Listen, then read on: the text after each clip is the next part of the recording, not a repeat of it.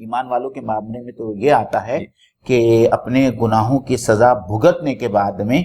ایمان والے جو ہے وہ جہنم سے نکال دیے جائیں گے، لیکن جہاں تک منکرین ہے، کافر ہیں، مشرک ہے، ان کے بارے میں آتا ہے کہ وہ ہمیشہ ہمیشہ جو ہے جہنم کی آگ میں رہیں گے اور وہاں سے فرار کا کوئی راستہ نہیں ہوگا ان کے لیے۔ حضرات ناظرین، کبھی کبھی ہمیں یہ خیال گزرنے لگتا ہے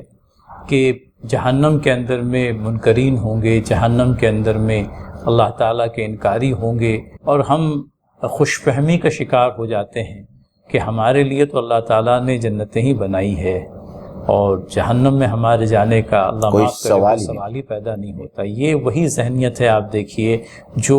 بنی اسرائیل کی ذہنیت تھی۔ ایمان لانے کے بعد میں ایمان کی افزونی کرنا اور اپنے ایمان کو بچا لینا یہ بہت زیادہ ضروری ہے،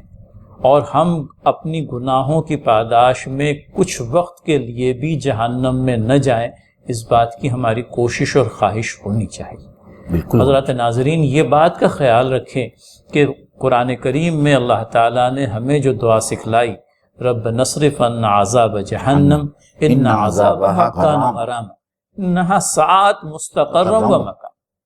استقرار کے لیے اور مقام کے لیے، دونوں کے لیے کوئی اچھا ٹھکانہ نہیں ہے، بلکہ نہایت ہی برا ٹھکانہ۔ یعنی ایک پل کے لیے بھی آدمی نہیں چاہے گا کہ وہ جہنم میں جائے۔ تو ہماری تیاریاں اس پرکار کی ہو کہ اللہ تعالیٰ جو ہے ہمارے حق میں فیصلہ سنائیں اپنے فضل خاص سے، اور ہم اپنے آپ کو اللہ تعالیٰ کے فضل خاص کے قابل بنا دیں۔